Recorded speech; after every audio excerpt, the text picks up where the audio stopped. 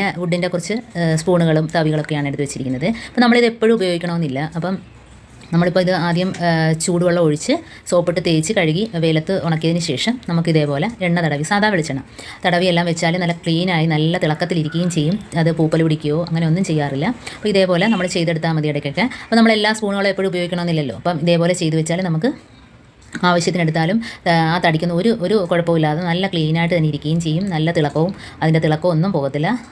നല്ല ഒരു ടിപ്പാണിത്. അപ്പോൾ ഇങ്ങനെ എല്ലാവരും ഒന്ന് ചെയ്ത് നോക്കുക. അപ്പോൾ നമ്മളതിനകത്ത് പൂപ്പലോ പായലോ ഒന്നും പിടിക്കാതെ തന്നെ അത് ഇരുന്നോളൂ. അപ്പോൾ നമ്മൾ ആവശ്യത്തിന് ഓരോന്ന് എടുത്താൽ മതി.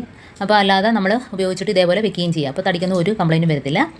അപ്പോൾ ഇതേപോലെ എണ്ണ തടവി എല്ലാം കൊണ്ട് നല്ല ക്ലീൻ ആയിട്ടിരിക്കുന്നുണ്ടോ. അപ്പോൾ ഇതേപോലെ നമുക്ക് ആവശ്യമില്ലാത്ത ടിന്നുകളുണ്ടല്ലോ, ഈ ഐസ്ക്രീം പാട്ടയുടെയൊക്കെ, അപ്പോൾ അതിനകത്ത് നമ്മളിട്ട് വെച്ചാൽ നമുക്ക് ആ സ്പൂണുകൾ പെട്ടെന്ന് ഉപയോഗിക്കാനും പറ്റും. അപ്പോൾ അതേ സ്ഥാനത്ത് വെക്കുകയും ചെയ്യാം. അപ്പോൾ ഇതേപോലെ ടിന്നിനകത്താക്കി വെക്കുക.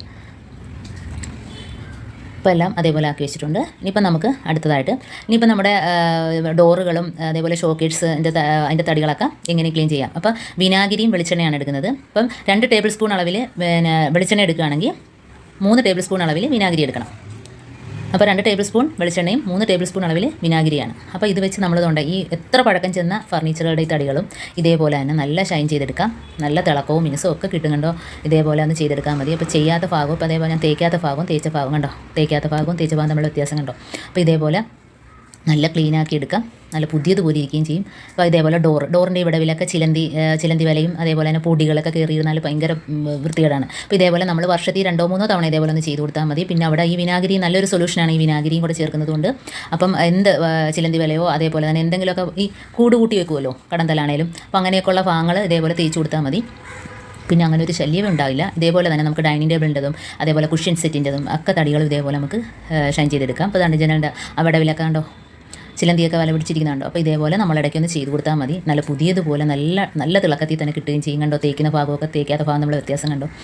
വുഡൻ ഫർണിച്ചറുകളെല്ലാം ഇതേപോലെ ക്ലീൻ ചെയ്തെടുക്കുകയും ചെയ്യാം. അപ്പോൾ ഇനി ഞാൻ വിജാഗിരിയിലൊക്കെ നമുക്ക് എണ്ണ ഒഴിക്കണമല്ലോ. അപ്പോൾ ഇതേപോലെ ഉണ്ടാക്കിയാൽ മതി. അതുപോലെ തയ്യൽ മെഷീനിൽ അപ്പം പകുതി വെളിച്ചെണ്ണ, ഇപ്പോൾ 2 ടേബിൾ സ്പൂൺ വെളിച്ചെണ്ണയാണെങ്കിൽ 2 ടേബിൾ സ്പൂൺ അളവിൽ മണ്ണെണ്ണ. അപ്പോൾ ഇത് നല്ലൊരു സൊല്യൂഷനാണ്. അപ്പം തയ്യൽ മെഷീനിനകത്തൊക്കെ ഒഴിച്ചു കൊടുക്കുന്നതിനും അതേപോലെ നമ്മുടെ കഥകിൻ്റെയും ജനലിൻ്റെയൊക്കെ ഇതേപോലെ വിജാഗിരിയിലൊക്കെ ഒഴിച്ചു കൊടുത്താൽ കഥ കടയുന്നതിനും ഒന്നും ഒരു പ്രയാസവും കാണത്തില്ല. അത് മാത്രമല്ല, ഇത് നമ്മൾ ചെയ്ത് കൊടുത്താൽ നമുക്ക് ഇടയ്ക്കിടയ്ക്ക് ഇത് ചെയ്യേണ്ട കാര്യമില്ല. വർഷത്തിൽ ഒരിക്കൽ ചെയ്ത് കൊടുത്താൽ മതി. വിനാഗിരിയും മണ്ണെണ്ണയും കൂടെ ചേരുമ്പോഴത്തേന് നമുക്ക് അതേപോലെ തന്നെ തയ്യൽ മെഷീനിനകത്തൊക്കെ ഇട്ട് കൊടുത്താലും നമുക്ക് തയ്ക്കുന്നതിനൊക്കെ ഒരു ബുദ്ധിമുട്ടും ഉണ്ടാകത്തില്ല. അപ്പോൾ ഇതേപോലെ എല്ലാവരും ഒന്ന് വീട്ടിലൊന്ന് ട്രൈ ചെയ്ത് നോക്കുക.